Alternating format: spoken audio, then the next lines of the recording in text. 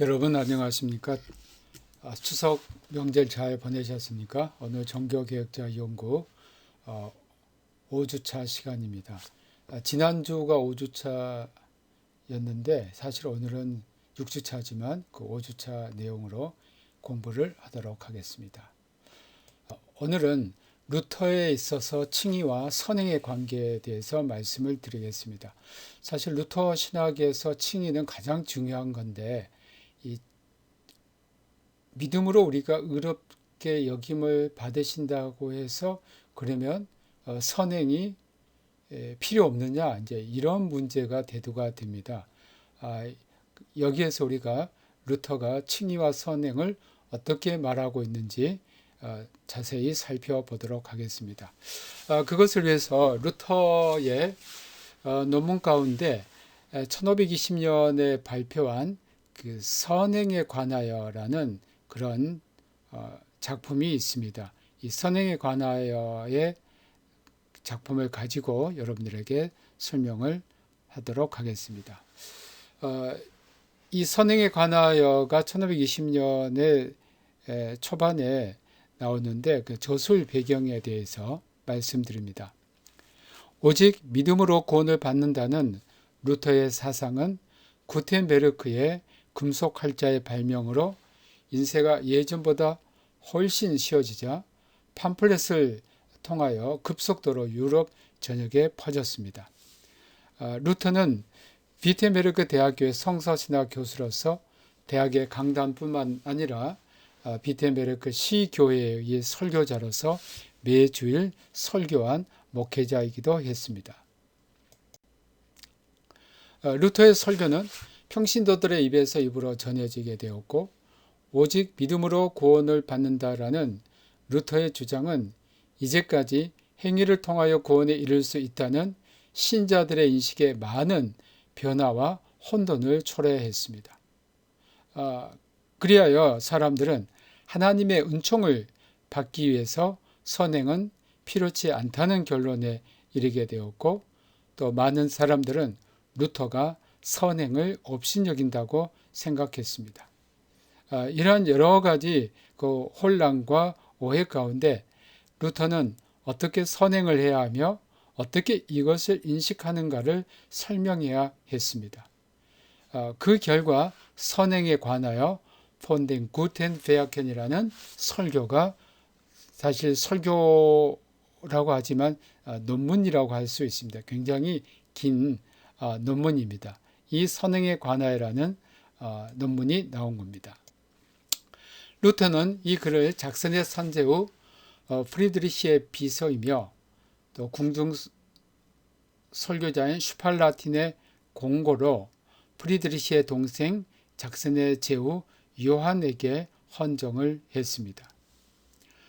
루터는 1520년 3월 25일 슈팔라틴에게 보낸 편지에서 이것은 설교보다는 작은 책이 될 것이라고 하면서 이제까지 쓴 책 가운데 최고의 책이 될 거라고 했습니다.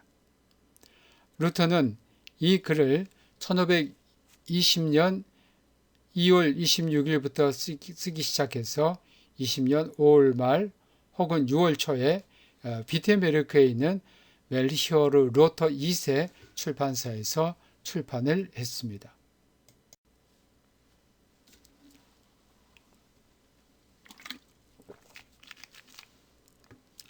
루터는 이 글을 신학자들을 위해 쓴 것이 아니고 평신도들을 위해서 썼습니다. 그래서 라틴어가 아닌 독일어로 썼습니다. 평신도들이 신앙에 대하여 오도되고 있는 것에 대하여 이를 바로 잡아주고자 함이었습니다. 자신이 배우지 못한 평신도들을 위해 라틴어가 아닌 독일어로 설교하고 글을 쓴 것에 대하여 조금도 루터는 개의치 않았습니다. 이런 면에서 그는 당시에 라틴어로 설교하고 글을 쓴 성직자와 비교해 볼 때 민중의 편에 선 목회자요 교육자였던 것입니다. 두 번째, 선행에 관하여 그 논문의 구성입니다. 루터의 연구가로서 매우 많은 공을 세운 발터 폰 레베니츠는 선행에 관하여는 복음주의적 윤리의 가장 아름다운 진술이다라고 평했습니다. 루터는 자신의 새로운 윤리의 근본을 이곳에서 제공했습니다. 루터는 선행이 무엇인가를 가르치기 위하여 모세의 10계명을 해설합니다. 루터교의 전통에 따라 1, 2계명을 1계명으로 또 그리고 제10계명을 제9, 제10계명으로 분류를 했습니다. 이것은 이제 우리가 말하는 1계명, 2계명 이러한 것들은 이제 개혁교회의 전통이고요. 루터교회의 전통은 우리가 말하는 1, 2계명을 제1계명으로 분류를 하고 있습니다. 구성은 두 부분으로 되어 있습니다. 제1부는 모세의 첫째 돌판 1계명에서부터 제3계명까지, 2부는 둘째 돌판 제4계명에서 제10계명까지 해설을 한 것입니다. 제1부 제1계명인 하나님 외에 다른 신을 섬기지 말라는 것과 우상 숭배를 하지 말라는 것에 관하여 설명합니다. 이것은 제1부터 17항목에 이르는 설명입니다. 특히 제1항과 제2항은 이 책의 요지로 첫 번째, 선행이란 하나님이 우리에게 주신 것입니다. 하나님이 금하셨던 것은 죄를 범하는 것이므로 우리는 십계명을 지켜야 합니다. 두 번째, 첫째이며 최고의 선은 그리스도에 대한 믿음입니다. 기도, 금식, 그리고 종교 재단을 설립하는 것과 같은 종교적인 선행이나 사람들 가운데서 선한 삶을 사는 것이 하나님을 기쁘시게 할 수 있을까 묻겠지만 이런 선행을 하나님이 기뻐하시는지 알 수 없으며 이런 것들은 신앙이 아니라고 루터는 말합니다. 하나님 야훼의 이름을 망령되이 일컫지 말라는 제2계명에 관해서 18부터 31항에서 해설합니다. 제2계명에 해당되는 네 가지 선행을 언급합니다. 첫째 선행은 하나님의 은총을 찬양하는 일입니다. 그것은 21항입니다. 둘째 선행은 일시적인 존경과 영광에서 자신을 지키는 것입니다. 21항에서 24항입니다. 셋째 선행은 모든 어려움 가운데 하나님의 이름을 부르는 겁니다. 제25항. 넷째 선행은 하나님의 이름으로 맹세하든지 저주하든지 거짓말하거나 속이거나 마술하거나 다른 어떤 것으로도 하나님의 이름을 남용하지 않는 것입니다. 그건 제28항입니다. 제3계명인 안식일 성수에 대한 계명에 대한 설명은 1항부터 25항으로 되어 있습니다. 제1항은 예배, 2항은 미사, 3항은 설교, 3부터 16항은 기도, 또 17부터 18항은 안식일 성수의 영적인 의미, 또 19부터 29항은 금식에 대해서 설명을 했습니다. 제2부는 제4계명인 부모를 공경하는 것에 관해서 네 가지로 설명합니다. 첫째, 육신의 부모를 공경하는 것. 이것은 제1부터 6항입니다. 둘째, 교회를 섬기는 것. 제7부터 11항. 셋째, 세속 권위에 순종하는 것.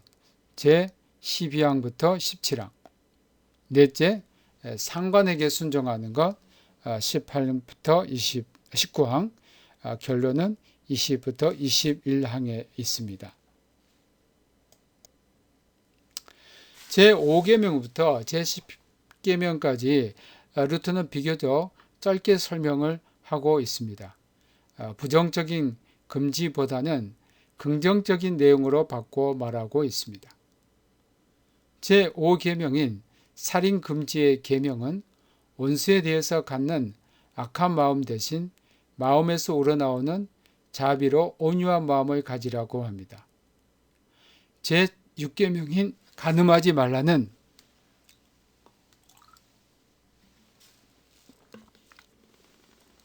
순결과 깨끗함을 지키는 것이라고 말합니다.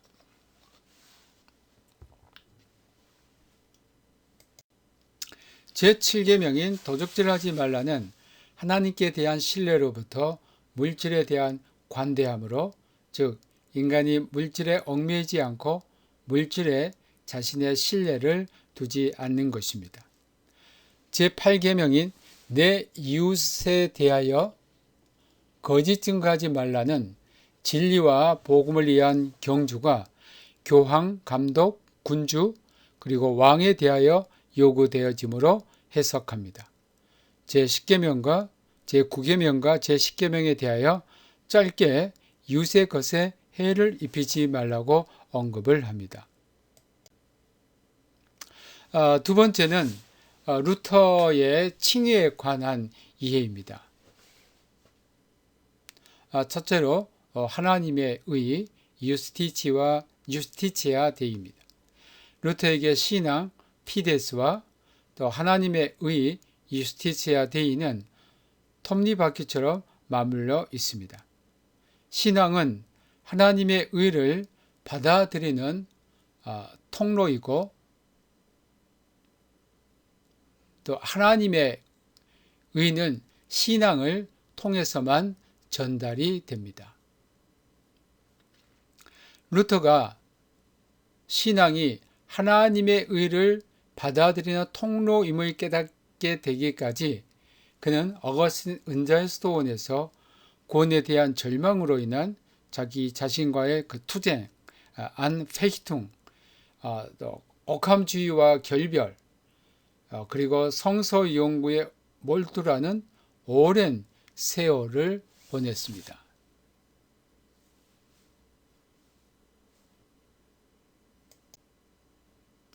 루터는 근대의 방법, 비아 모데르나로 대표되는 오캄의 가르침에 충실한 수도사였습니다. 오캄은 인간 안에 있는 힘으로 선행을 할 수 있다. 파케레 크보드 인세 에스트라는 명제 아래 이미 고대 교회에서 어거스틴과 펠라기우스 사이의 논쟁에서 펠라기우스가 패배한 논제를 다시 끌어들였습니다. 루터는 스톤에서 오캄이 가르친 대로 구원을 얻기 위한 선을 쌓고자 끊임없이 노력했습니다. 그는 수도사에게 요구되는 두 가지 선, 즉 하나님과 사람에 대한 완전한 사랑을 성취할 수 없음을 깨닫고 절망 속에 잠기게 됩니다.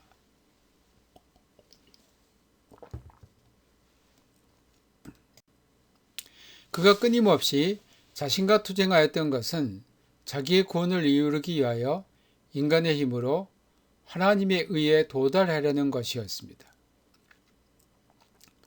그가 자신의 무력함에 대하여 절망하고 있었을 때 그를 더욱 절망 속에 빠뜨린 것은 어거스틴의 예종론에 관한 글이었습니다. 그는 여기에서 하나님으로부터 영원히 멸망으로 예정되었을지도 모른다고 생각했습니다. 그가 성서를 통해 구원관에 대한 확신이 서기까지 불안과 번민 가운데 지냈습니다. 왜냐하면 성서가 말하는 구원의 의미를 깨닫기 전까지 그가 구원을 얻기 위해 인간의 행위를 중요하게 여긴 그 당시 교회 가르침과 신학을 그대로 따랐기 때문입니다. 이 점에 있어서 루터는 중세 후기에 속한 사람입니다. 루터에게 언제나 의문인 것은 로마서 1장 17절 복음에는 하나님의 의가 나타나서였습니다. 그는 하나님은 인간이 지킬 수 없는 구약의 율법이라는 의를 주셨는데 복음에도 하나님의 의를 주셨다고 생각했습니다. 이런 하나님에 대해 루터는 미워한다고 했습니다. 루터는 성서를 복음으로서가 아닌 율법으로 읽었던 것입니다. 루터는 하나님의 의를 인간 스스로가 하나님처럼 의롭게 대해야 할 의로 이해했던 겁니다. 루터는 하나님의 의에서 하나님 의에 해당되는, 그러니까 대의에 해당되는 속격을 하나님의 속성에 도달해야 하는 주격적인 속격 게니티브스 수브젝티브스로 이해했던 것입니다. 두 번째는 루터의 칭의에 관한 이해입니다. 첫째로 하나님의 의, 유스티치아 데이입니다. 루터에게 신앙, 피데스와 또 하나님의 의, 유스티치아 데이는 톱니바퀴처럼 맞물려 있습니다. 신앙은 하나님의 의를 받아들이는 통로이고, 또 하나님의 의는 신앙을 통해서만 전달이 됩니다. 루터가 신앙이 하나님의 의를 받아들이는 통로임을 깨닫게 되기까지 그는 어거스틴 은자의 수도원에서 구원에 대한 절망으로 인한 이 의는 인간이 능동적으로 성취하는 의가 아니었습니다. 하나님이 우리에게 덧입혀주는 수동적인 의였고, 이 의는 은혜로우신 하나님이 인간에게 베푸는 선물이었습니다. 인간이 예수 그리스도를 믿음으로 주어지는 의입니다. 루터는 이 사실을 깨달은 다음 자신의 심경을 마치 새로 태어난 것 같으며 낙원의 문으로 들어가는 것 같았고, 죽기 1년 전 1545년에 출판된 그의 라틴어 저작 전집 제1권의 머리말에서 수레하였습니다. 다음으로 의롭게 된과 의롭게 여기다, justificatio et justificare입니다. 루터에게 의롭게 됨, justificatio와 의롭게 여기다, justificare는 하나가 아닙니다. 의롭게 여기다는 동사인 justificare는 루터에게 여러 가지 의미가 있습니다. 루터는 이 말 한편으로는 하나님의 의에 인간이 정당하다고 선언을 받음으로, 또 다른 한편으로는 인간이 하나님의 약속과 은혜로 무죄 판결을 받아 새롭게 변화된 사건으로 이해를 했습니다. 그리하여 하나님이 우리에게 자신의 의를 선물하신 겁니다. 이 의를 통하여 인간이 의롭게 되는 것입니다. 이 의는 하나님 앞에서 인간이 자신의 선행의 실행 때문이 아니라 예수 그리스도의 의 때문에 의로 여겨집니다. 이 예수 그리스도의 의를 루터는 낯선 의다, justitia aliena라고 합니다. 의롭게 된 것이란 그리스도의 의로 인하여 하나님이 은혜로 죄를 더 이상 계산하지 않으신다는 것입니다. 이 의는 인간 밖에서 발생한 것으로 오직 신앙을 통하여 가능합니다. 이 신앙과 더불어 그리스도가 인간 안에 들어오게 됩니다. 이 의는 하나님이 인간과 교통하게 된 유일한 통로입니다. 루터는 중세 신비주의, 특히 마이스터 에크하르트의 입장인 그리스도가 인간 안에서 탄생한다는 것과 확실히 결별을 했습니다.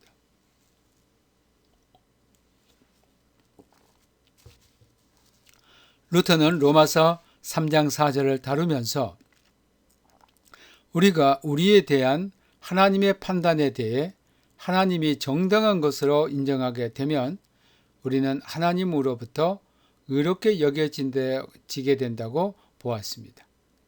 이것은 또한 로마서 4장 7절에 대한 해석입니다.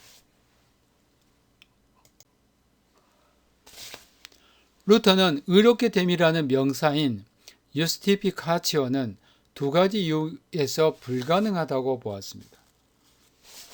첫째, 어떤 사람도 마음에서 나온 순수한 헌신으로 하나님의 뜻을 이룰 수 없다. 즉, 인간은 선한 행위를 하려고 하지만 그 자신이 본성이 선하지 않으며 그의 마음은 순수한 것이 아니라 언제나 분열되어 있고 죄에 얽매여 있기 때문입니다. 하나님께 합당한 선한 행위를 하려면 인간은 일치되어 있고 하나님을 향해 완전히 열려 있어야만 할 것입니다. 그러나 인간은 그렇지 못하다는 겁니다. 둘째, 인간이 은총의 도움으로 순수하고 완전한 헌신을 이룬다고 할지라도 윤리적으로 완전한 의는 하나님에게 있어서 구원의 수단으로 참작되지 않습니다. 하나님은 왕이 베푸는 것 같은 은총에 속한 자신의 자유로운 행위로 그리스도 안에서 구원을 선물로 주십니다. 그래서 이 유스티피카치오는 이 땅에서 완성되지 않은 채 심판날에와 완성이 됩니다. 이것은 종말에 실현될 희망 속에 남겨져 있습니다. 다음으로 이제 우리가 가장 관심을 갖고 있는 것이 루터에 있어서 신앙과 그 선행의 관계입니다. 그러니까 앞에서는 우리가 루터가 말하는 그 선행이 무엇이고 그 다음에 의롭게 됨이 무엇이고 이것을 말씀을 드렸고 이제는 그 두 개념이 어떻게 서로 연관이 됐느냐 하는 겁니다. 최고의 선행으로서 신앙입니다.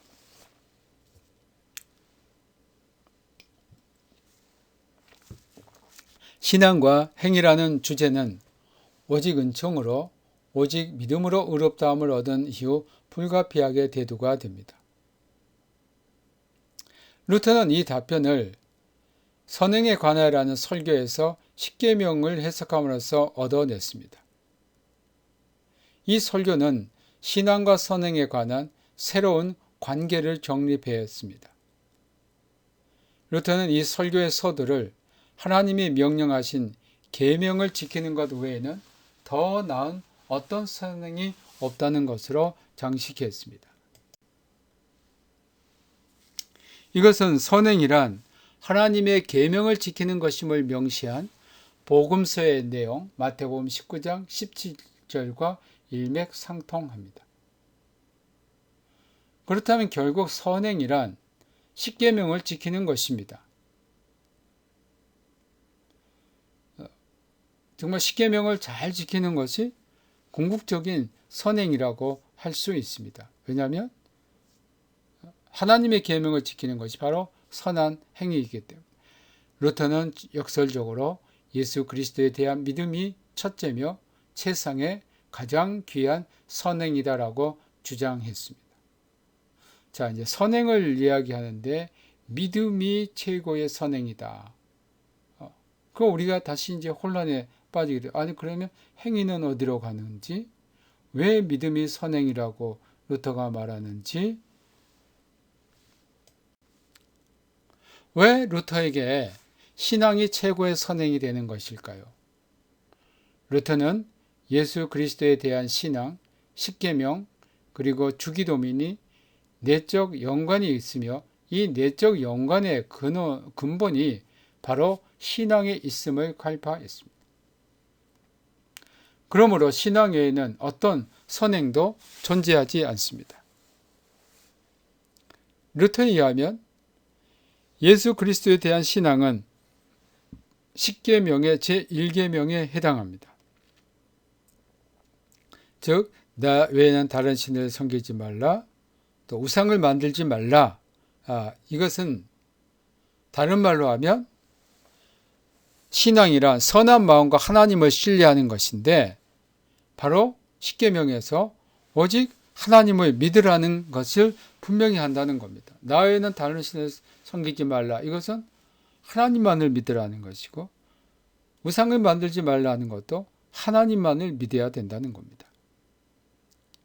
루터가 볼 때 제1계명이 지켜지지 않고 있으면 바로 예수 그리스도에 대한 신앙이 없기 때문입니다. 이 계명이 가장 근본적인 계명이며 구원에 이르는 계명입니다.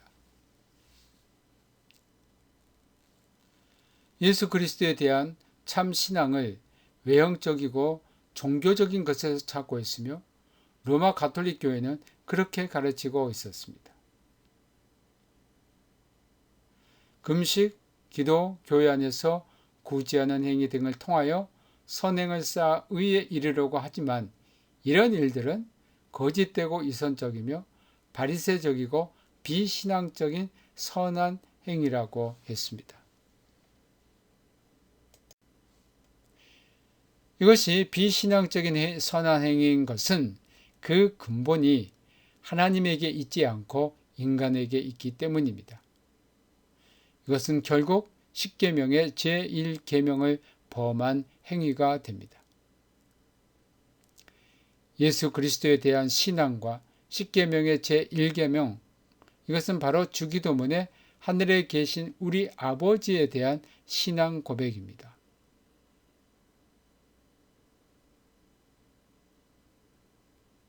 이것은 제1계명의 말씀이며 이 신앙에 대한 강구입니다. 즉 주기도문에 하늘에 계신 우리 아버지, 그것은 오직 우리의 신앙의 대상, 우리의 믿음의 대상이 누군가 하늘에 계신 우리 아버지, 그럼 이 하늘에 계신 우리 아버지만을 섬기고 아버지만을 믿어야 하는 겁니다. 이것은 은혜로우신 하나님과 하늘에 계신 아버지를 우리 아버지로 모신다는 것입니다. 여기에 어떤 다른 것이 끼어 들어갈 수 없습니다. 제1계명에서 야훼의 이름을 망령되이 끊지 말라는 제2계명의 선행이 흘러나옵니다. 하나님의 이름을 찬양하고 그의 은총을 고백하고 오직 그에게 모든 영광을 돌리는 것은 바로 주기도문의 이름이 거룩히 여김을 받으시오며입니다. 하나님의 이름을 망령되이 끊지 말라. 바로 이 1계명에서 2계명이 흘러나오는데, 이제 이 2계명과 관계된 주기도문은 이름이 거룩히 여김을 받으시오며, 이게 바로 야훼의 이름을 망령되이 끊지 말라입니다. 즉 하나님의 이름이 찬양을 받게 되고 존귀와 영광을 받게 되는 것입니다. 또 모든 공경에서 하나님께 부르짖는 신앙을 여기에서 말합니다. 다음으로 제3계명이 따릅니다. 안식일을 기억하여 거룩히 지키라. 이것은 기도와 설교를 듣고 그리고 하나님의 은혜를 깊이 생각하고 고찰하면서 예비하는 것입니다. 여기에는 고행과 자신의 육신을 억제하는 것도 포함되어 있습니다. 제3계명은 주기도문에 나라의 임하옵시며와 연관이 되어 있습니다. 이 기도에서 우리의 일에서 휴식을 취하고 우리 안에 오직 하나님께 대한 행위만 있도록 하며, 누가복음 17장 21절에서 하나님의 나라는 너희 안에 있느니라고 말한 것처럼 하나님이 우리 안에서 자신의 나라를 다스리는 안식일과 휴일이 올바로 지켜지도록 간구하는 것입니다. 주기도문의 네 번째 간구의 간구인 뜻이 하늘에서 이루어진 것 같이 땅에서도 이루어지이다.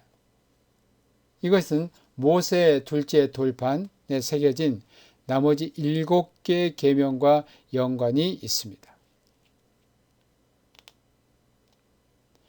우리가 둘째 돌판에 있는 7개 계명들을 따르고 지키도록 강구하는 것입니다.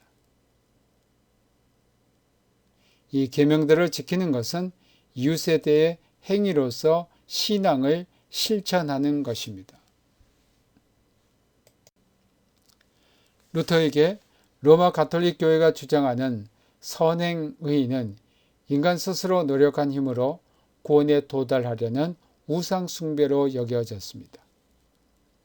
그래서 루터에게 신앙은 모든 선한 행위의 온천이며 근거였습니다. 그리고 선행은 신앙과 연관되어야 합니다. 신앙과 연관되어 있지 않은 선행은 선행이라 할 수 없다고 했습니다. 이처럼 루터에게 신앙은 모든 행위의 주된 행위였습니다.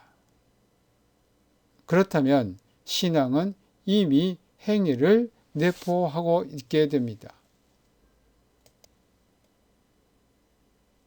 이에 대해 루터는 1522년 독일어로 번역된 신약성서 로마서 서문에서 신앙과 행위의 관계를 말하고 있습니다. 로마서 서문의 내용입니다. 믿음은 우리 안에 있는 하나님의 역사이다. 이 역사는 우리를 변화시키시고 하나님으로부터 새롭게 태어나게 하며 요한복음 1장 옛 아담을 죽이고 우리를 마음, 기질, 감각 그리고 모든 힘에서부터 전혀 다른 인간으로 만들고 성령을 필연적으로 수반한다. 믿음은 살아있고 굳세고 강력한 것이다. 믿음이 선한 일을 끊임없이 하지 못한다는 것은 불가능한 일이다. 믿음은 선한 행위들이 행해져야 될 것인지 아닌지를 묻지 않고 오히려 이미 선한 행위들을 했으며 언제나 하고 있는가를 묻는다. 그것은 루터가 그 믿음에 대해서 아주 명확하게 제시를 했는데 선한 행위 이것은 바로 믿음에서 나오는 건데 그러니까 믿음이 없으면 선한 행위가 이루어질 수 없습니다. 루터는 선행에 대해서 두 가지로 구분을 합니다. 이것은 십계명이 하나님에 대한 것과 인간에게 대한 것을 말하고 있는 것과 연결이 되어 있습니다. 그 십계명도 첫째 돌파는 하나님과의 관계, 둘째 돌파는 그 인간과의 관계였죠. 첫 번째 하나님께 대한 신앙 선행이 있습니다. 하나님께 대한 신앙 선행은 인간의 구원과 관련이 되어 있습니다. 1517년 10월 31일 제시한 95개의 조항도 인간의 죄를 해결을 위한 종교적인 행위인 고해성사의 세 번째 단계인 소위 선행의 보석에 대한 논쟁이었습니다.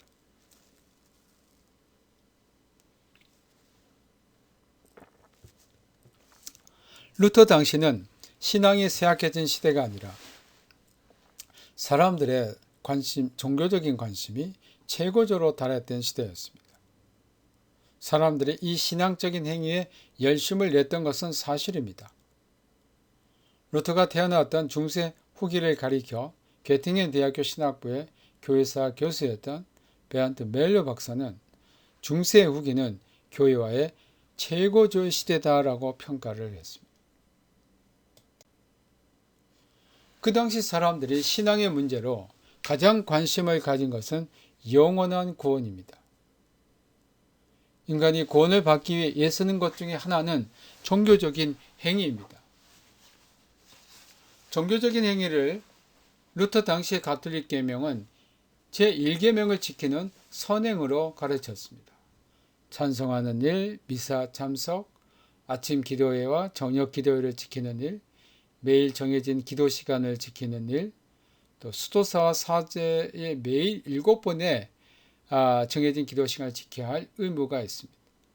또 종교재단을 세우는데 헌금하는 일, 또 교회 재단, 그리고 수도원들을 꾸미는 일, 로마와 성자들의 유적지를 순례하는 일 등이 바로 신앙이다라고 규정을 했습니다. 이러한 종교적 행위는 루터에게 하나님께 대한 불완전한 사랑의 표현으로 보였습니다.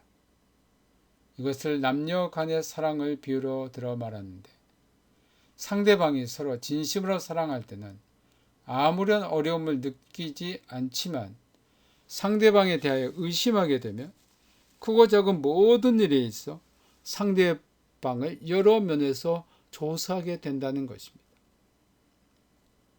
즉 이러한 종교적 행위는 하나님에 대한 의심을 무마해 보려는 행위에 지나지 않는 것입니다.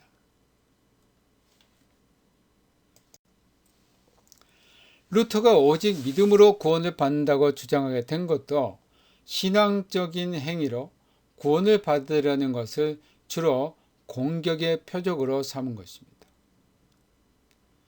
루터는 구원 문제에 있어서 철학이나 윤리의 범주가 아닌 신학적인 입장에서 이야기한 것입니다.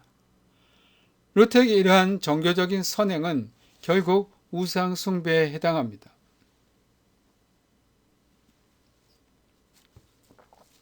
그것은 그리스도의 공로가 아닌 인간의 공로가 우선하기 때문입니다. 이것은 결국 십계명의 제1계명을 범하는 행위였습니다.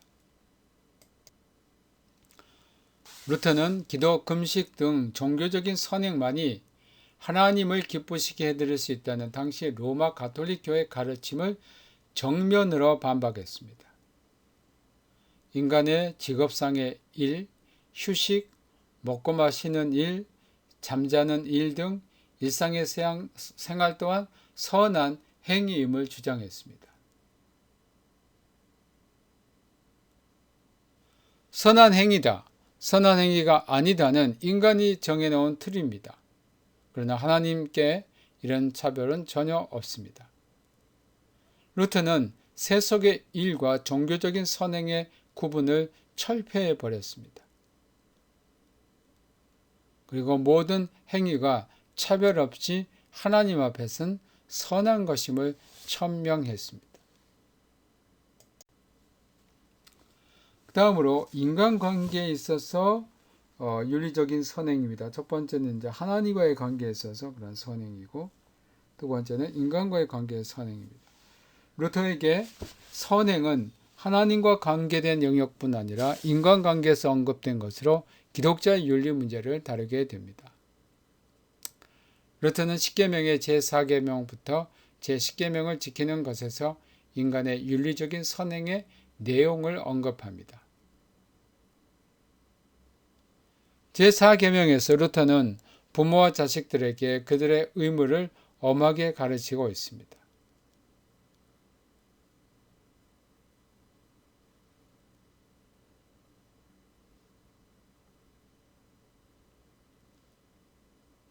제4계명에서 루터는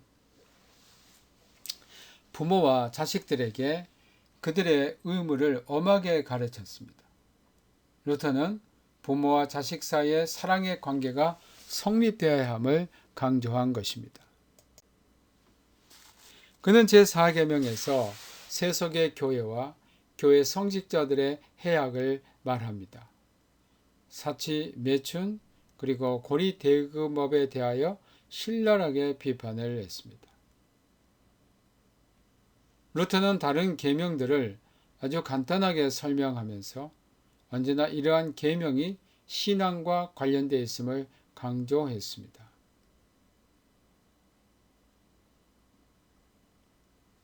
루터에게 인간이 윤리적 행위를 할 수 있는 근원은 신앙에서 나옵니다. 신앙으로 인간이 하나님께 의롭다 인정을 받은 후에 인간은 새로운 인간이 됩니다.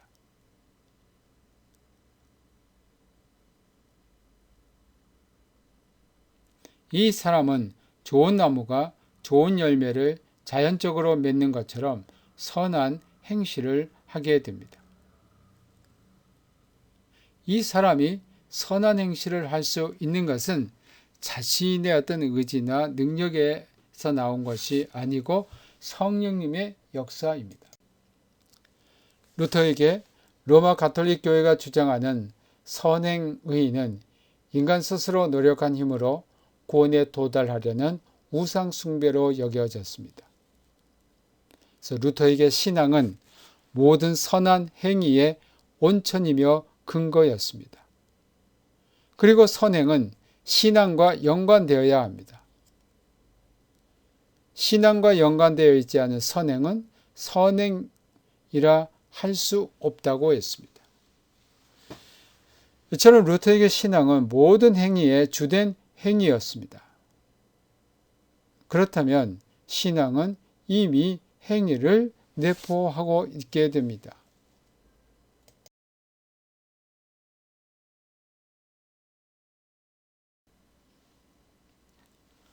하나님은 이 의의 영역을 허락하셨고, 그러나 이 의는 사람들 앞에서 유효하며 영광을 받습니다.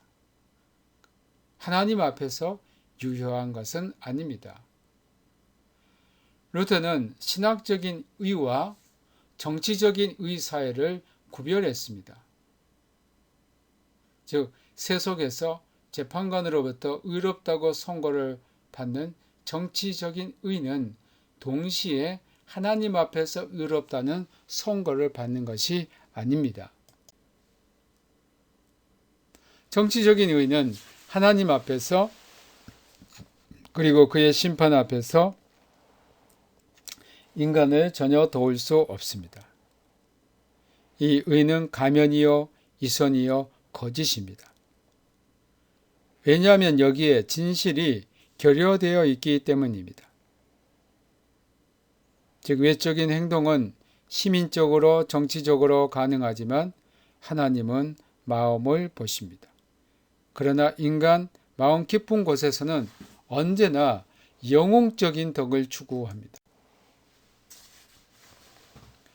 루터는 윤리적인 행위가 신앙인에게 불가피하게 따르게 됨을 주장했습니다. 신앙인이 윤리적으로 선한 행위를 할 수 있는 것은 자신의 능력에서가 아닌 성령의 강권적 역사로 이해했습니다.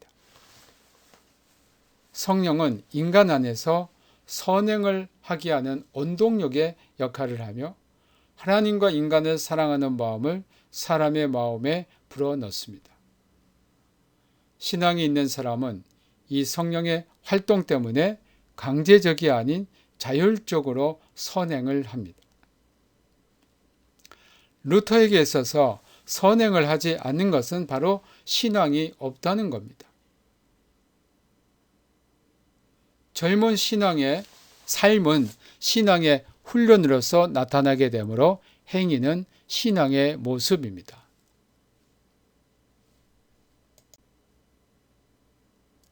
루터의 선행에 관하여는 선행이 무엇이라고 설명하기 위한 것이라기보다는 신앙이 무엇인가를 변증한 것입니다. 하나님에 대한 참 신앙이 무엇임을 변증하기 위해 행위의 근본이 되는 십계명에 대해서 해설했던 겁니다. 루터는 신앙과 선행이 구분되는 것이 아니라 서로 연결되어 있음을 이 십계명 주기도문을 통해서 제시했습니다. 예수 그리스도에 대한 믿음이 최고의 선행임을 천명함으로써 세속적인 일들과 성스러운 일들 사이의 차이를 허물어 버린 겁니다. 왜냐하면 신앙 안에서 선행의 차이는 없어지기 때문입니다. 이것은 모든 선행이 신앙에 종속되어 있음을 의미합니다. 루터에게 신앙에 우선하지 않은 모든 행위는 죽은 것입니다. 그리고 이러한 행위로 구원에 도달하려는 것은 우상 숭배입니다. 왜냐하면 자기 자신이 바로 하나님보다 더 중요한 자리에 있기 때문입니다. 그러나 신앙은 행위를 가능케 하는 원천이 됩니다. 그것은 인간에게 그런 행위를 가능하게 하는 능력이 주어진 것이 아니고 성령이 그 인간 안에 내주하기 때문입니다. 그러므로 이 설교 선행에 관하여라는 이 설교는 무엇보다도 먼저 믿음의 열매로서 선한 행위의 당위성을 강조했습니다. 여기에서 이제 루터가 선한 행위를 하지 말라고 한다든지 또는 선한 행위가 필요 없다고 하는 것이 아니고 선한 행위가 있어야 돼. 그 선한 행위는 바로 믿음에서 나온 것이라는 것을 강조하고 있는 것입니다. 그러나 선한 행위가 결코 인간을 의롭게 할 수 없으며 이러한 행위는 오직 하나님의 행위임을 주장했습니다. 인간이 선한 행위를 할 수 있는 것은 첫 번째 창조가 아닌 두 번째 창조인 거듭남, 레게네라치오를 통해서만 가능합니다. 루터는 인간의 전적 타락과 자유의지를 분명히 부정합니다. 그에게서는 인간이 구원에 있어서 하나님과 협동할 수 있다는 그 자유의지를 가지고 하나님과 협동할 수 있다는 신인 협동을 전혀 찾아볼 수가 없습니다. 루터에게 오직 믿음으로 구원을 받는다는 것은 신앙적인 선행을 통하여 구원을 받으려는 당시의 로마 가톨릭 교회의 구원관에 대한 반박의 역사적인 배경을 갖고 있습니다. 루터는 선행을 무시한 것이 아니라 선행이 신앙과 은총보다 선두에 있는 것을 경계한 겁니다.